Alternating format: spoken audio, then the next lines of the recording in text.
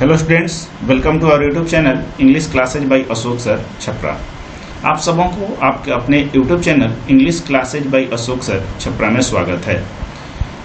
देखिए स्टूडेंट्स, हम लोग प्रोनाउन का सीरीज पढ़ रहे हैं, तो आज हम लोग पढ़ेंगे प्रोनाउन का 7th पार्ट। तो जो स्टूडेंट्स यदि हमारे यूट्यूब चैनल पर नए हैं या पहले का पार्ट 6 वीडियो नहीं देखे हैं, वो कृपया देख लेंगे ताकि इसको समझने में कोई दिक्कत नहीं हो। हम लोग 1 बाय 1 पार्ट्स पढ़ रहे हैं, पूरे सीरीज के साथ पढ़ रहे हैं। तो चलिए आज हम लोग पार्ट 7 में हम लोग पढ़ेंगे डिमोन्स्ट्रेटिव प्रोनाउन। क्या पढ़ेंगे? इसके पहले हम आपको पर्सनल प्रोनाउन, रिफ्लेक्सिव प्रोनाउन और एम्फेटिक प्रोनाउन पढ़ा दिए थे। चलिए हम लोग पढ़ते हैं डिमोन्स्ट्रेटिव प्रोनाउन। क्या पढ़ेंगे? Demonstrative pronoun. देखिए स्टूडेंट्स, जैसा कि इसका हिंदी आप जानते हैं, इसका हिंदी होता है संकेतवाचक सर्वनाम। संकेतवाचक सर्वनाम। तो आपको नाम से ही पता चल गया होगा कि इसका कार्य क्या होता है। देखिए, नाम कार्य के आधार पर ही नामकरण किया गया, यानी यह प्रोनाउन जो होगा वह किसी वस्तु या व्यक्ति की ओर संकेत करने का कार्य करता है, इंडिकेट करने का कार्य करता है। यानी कि वैसा प्रोनाउन जो किसी वस्तु या व्यक्ति की ओर डिमोन्स्ट्रेट करे, उसे या संकेत करे, इंडिकेट करे, उसे हम डिमोन्स्ट्रेटिव प्रोनाउन कहते हैं। तो क्या होगा? जो किसी वस्तु व्यक्ति की ओर डिमोन्स्ट्रेट करता है। तो हम इसको लिख सकते हैं कि the pronoun which demonstrates something और somebody is known as demonstrative pronoun. या हम इससे कह सकते हैं कि this, that and these, those are called demonstrative pronoun. चलिए सबसे आसान में हम लोग समझते हैं। इसको सीधे से आप देख लीजिए कि this, that and these, those are called demonstrative pronoun. Are called demonstrative pronoun. Demonstrative pronoun. This, that और दीज, दोज को डिमोन्स्ट्रेटिव प्रोनाउन कहा जाता है। किसको कहा जाता है? देखिए स्टूडेंट्स, दिस, दैट या दीज, दोज को डिमोन्स्ट्रेटिव प्रोनाउन कहा जाता है। अब देखिए स्टूडेंट्स, समझते हैं। दिस जो है, दिस का अर्थ होता है यह, दैट का अर्थ होता है वह, इसका ये प्लूरल होता है दीज। ठीक है, इसका क्या होता है? प्लूरल। ध्यान दीजिएगा स्टूडेंट्स, इसका प्लूरल होता है दीज, इसका अर्थ होता है ये या ये सब, और इसका प्लूरल होता है दोज। इसका क्या होता है? प्लूरल होता है दोज। इसका मतलब होता है वे या वे सब। मीनिंग समझ गए? दिस का प्लूरल दीज, दैट का प्लूरल दोज। अब देखिए स्टूडेंट्स, ये पॉइंट आउट कर देते हैं ऐसे। अब इसको आगे देखिए, दिस या दीज, ये जो है इसका प्रयोग हम नजदीक के वस्तुओं या व्यक्तियों के लिए करते हैं। इनका प्रयोग नजदीक के वस्तुओं या व्यक्तियों के लिए किया जाता है। वस्तुओं या व्यक्तियों के लिए किया जाता है।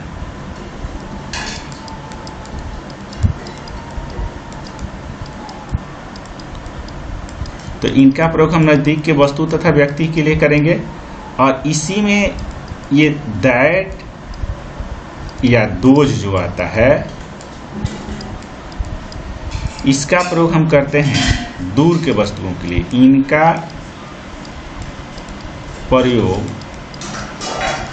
इनका प्रयोग दूर के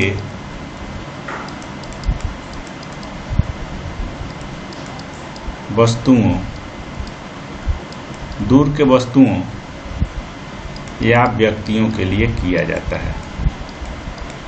दूर के वस्तुओं या व्यक्तियों के लिए किया जाता है।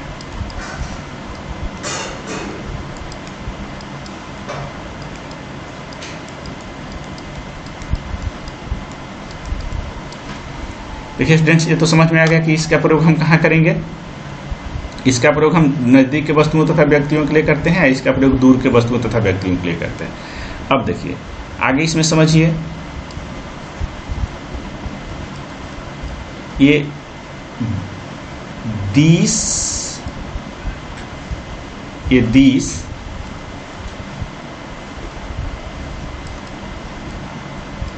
या दैट,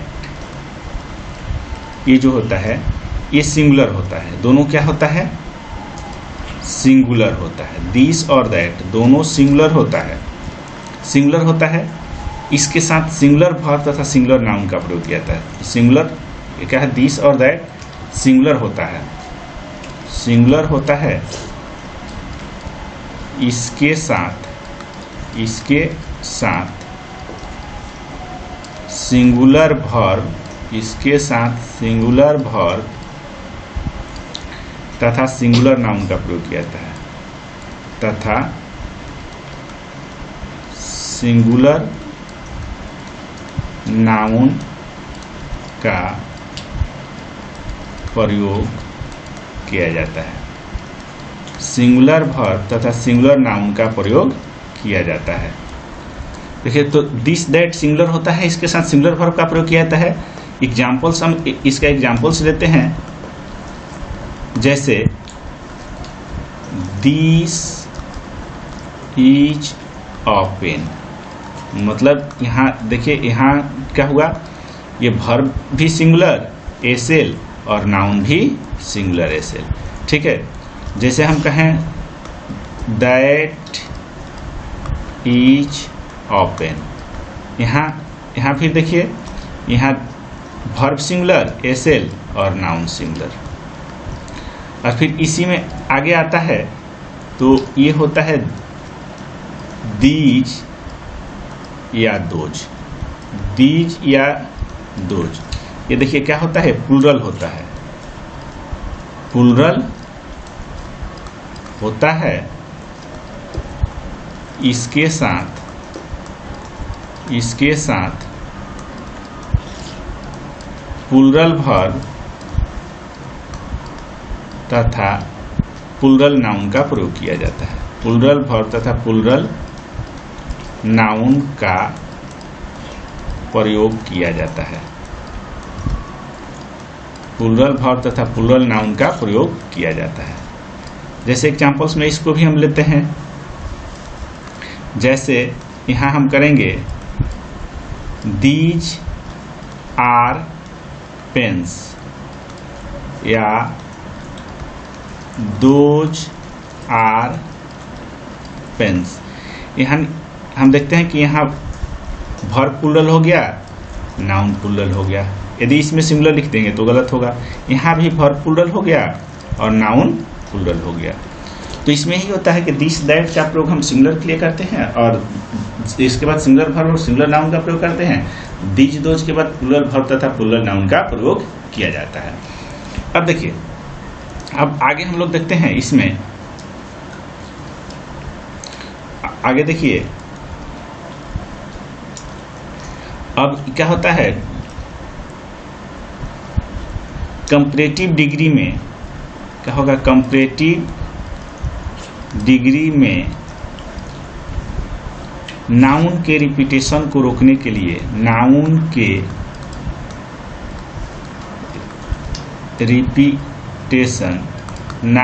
रिपीटेशन को रोकने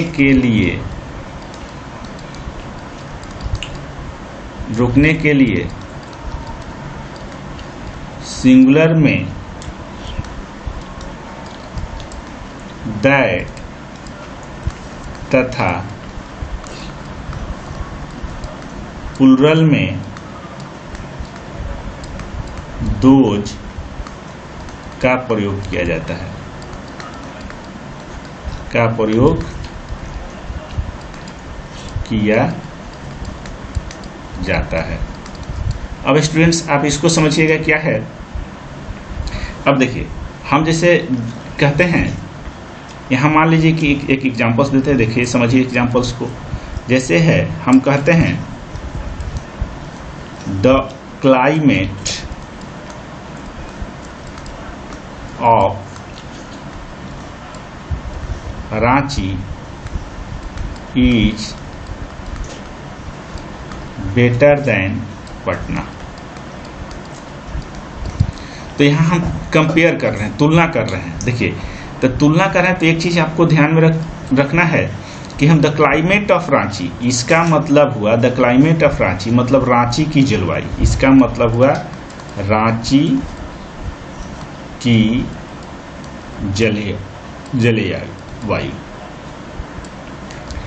इज बेटर देन पटना। यहां पटना हो गया, पटना एक शहर का नाम है। तो देखिए, कभी भी हम कंपेयर करते हैं, किसी चीज की तुलना करते हैं, तो तुलना समान पदों में किया जाता है। किसी भी व्यक्ति की चेहरा से की तुलना उसके चेहरा से होगा, किसी भी व्यक्ति की कान की तुलना उसके कान से होगा, किसी भी व्यक्ति की तुलना, यदि दो व्यक्ति की तुलना करते हैं तो समान चीज़ों में करना होगा। यदि हम किसी व्यक्ति की तुलना, एक आदमी की मोटाई की तुलना लंबाई से नहीं कर सकते हैं, उसी प्रकार किसी वस्तु की तुलना करेंगे तो हम समान पदों में तुलना करते हैं। यहाँ जलवायु की तुलना होगा तो यहाँ भी जलवायु होना चाहिए। तो ये सेंटेंस क्या हो गया, गलत हो गया, चूंकि तुलना समान पदों में होती है। यदि हम रांची की जलवायु की तुलना कर रहे हैं तो पटना की जलवायु से हमें करना होगा। रांची की सड़क की तुलना कर रहे हैं तो पटना की सड़क से करना होगा। रांची की एजुकेशन की तुलना कर रहे हैं तो पटना की एजुकेशन से करना होगा। तो यहाँ तो हम रांची की जलवायु की तुलना पटना शहर से कर दिए। तो चलिए इसको आगे समझाते हैं हम आप लोगों को। देखिए स्टूडेंट्स, तो क्या था हम लोग का सेंटेंस था, क्या सेंटेंस था, the climate of Ranchi is better than, क्या होना चाहिए तब, the climate of Patna, the climate of Patna. अब देखिए स्टूडेंट्स, यहाँ समझने वाली बात है कि हम कहें कि समान पदों की तुलना की जाती है, तो यहाँ तो तुलना समान हो गया। देखिए, द क्लाइमेट ऑफ रांची मतलब रांची की जलवायु is better than the climate of Patna, Patna की जलवायु से अच्छा है। अब देखिए स्टूडेंट्स, अब हमारा प्रोनाउन जो कहता है, लैंग्वेज, नाउन में जो लैंग्वेज कहता है कि हम नाउन की रिपीटेशन बार बार नहीं कर सकते। यदि नाउन की रिपीटेशन बार बार होती है तो सेंटेंस जो होता है वो लेंदी हो जाता है। जैसे मान लीजिए कि हम कहते हैं सीता इज ब्यूटीफुल, जैसे हम कहते हैं Sita is tall, Sita is intelligent. ऐसे यदि हम कहते हैं तो ये सेंटेंस जो होता है वो लैंग्वेज के अनुसार लेंदी प्रोसेस माना जाता है। तो इसी नाउन के रिपीटेशन को रोकने के लिए हम प्रोनाउन का प्रयोग करते हैं। यहाँ हमारा क्या होना चाहिए, सी होना चाहिए। यहाँ क्या होना चाहिए, सी होना चाहिए। नाउन के रिपीटेशन को रोकने के लिए हम प्रोनाउन का प्रयोग करते हैं। तो यहाँ भी तो रिपीटेशन हो गया, तो इसके भी रिपीटेशन को तो हमें रोकना होगा। तो देखिए स्टूडेंट्स, इसी के रिपीटेशन को रोकने के लिए हम क्या कर देते हैं, इसी के रिपीटेशन को, यहाँ नाउन के रिपीटेशन ना हो, इसके रिपीटेशन को रोकने के लिए सिंगुलर में दैट और प्लूरल में दोज का प्रयोग करते हैं। तो ये भी सेंटेंस हमारा क्या हो जाएगा, रॉन्ग हो जाएगा। तो इसको सही कैसे करेंगे हम, the climate of Ranchi is better than that of Patna, that of Patna. तो यही दैट ऑफ या दोज ऑफ का प्रयोग करके हम उसके रिपीटेशन को रोक देते हैं। ठीक है, अब देखिए हम कहते हैं, जैसे हम आगे कह सकते हैं, जैसे क्या लिखेंगे, हम आगे लिख देंगे द पीपुल ऑफ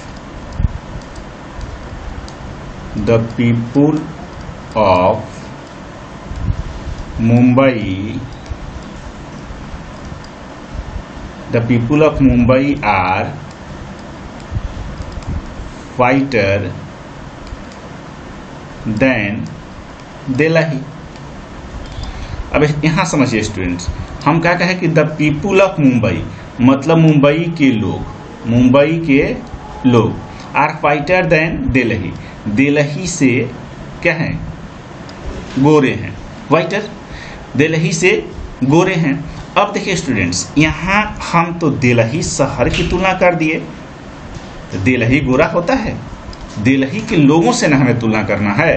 तो यही क्या हो गया, कंपेरिजन गलत हो गया। इसको हम फॉल्टी कंपेरिजन कहेंगे।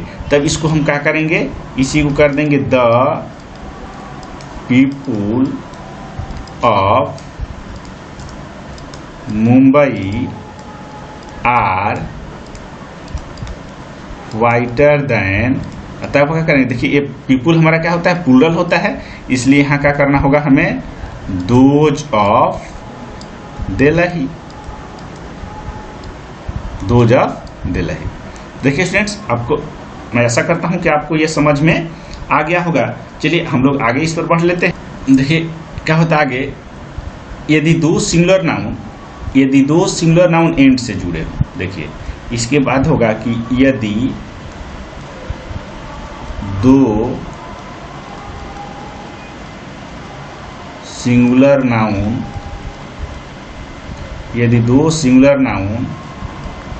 एंड से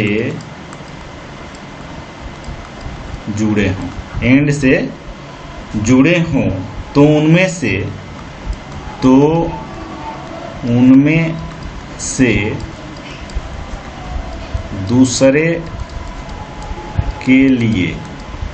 से दूसरे मतलब सेकंड नाउन के लिए, दूसरे के लिए दिस तथा पहले के लिए दैट का प्रयोग किया जाता है। अब स्टूडेंट्स, इसमें एक चीज यहीं आप समझ लीजिए कि ये सिंगुलर से जुड़े हैं। यदि दो प्लूरल नाउन से जुड़े रहेंगे, ये क्या हो जाएगा, प्लूरल नाउन जुड़ा रहेगा, दो प्लूरल नाउन से जुड़ा रहेगा, तो दीस के जगह पर क्या हो जाएगा, दीज, और दैट की जगह पर क्या हो जाएगा, दोज। कब, जब यह दो सिंगुलर ना होकर के प्लूरल नाउन एंड से जुड़े होंगे। तो आप यही समझ लीजिएगा, फिर हमको रूल्स नहीं बताना पड़ेगा कि यदि दो सिंगुलर नाउन एंड से जुड़े हों तो उनमें से दूसरे के लिए दिस तथा पहले के लिए दैट का प्रयोग किया जाता है।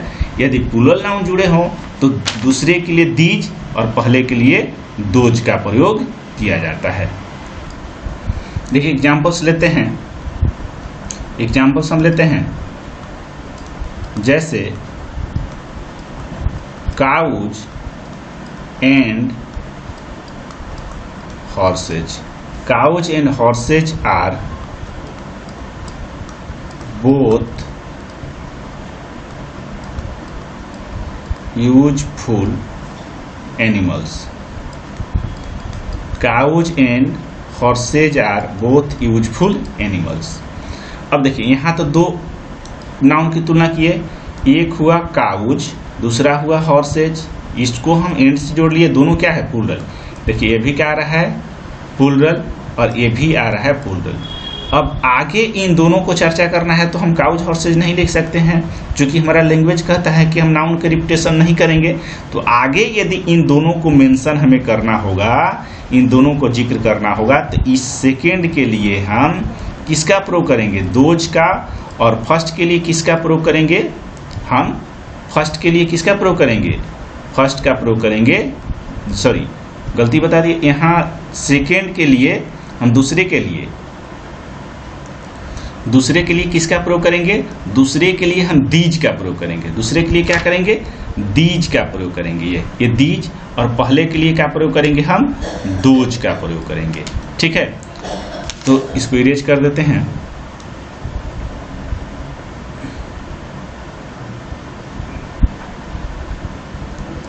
तो क्या करेंगे, यहाँ हम करेंगे दीज और यहाँ करेंगे दोज।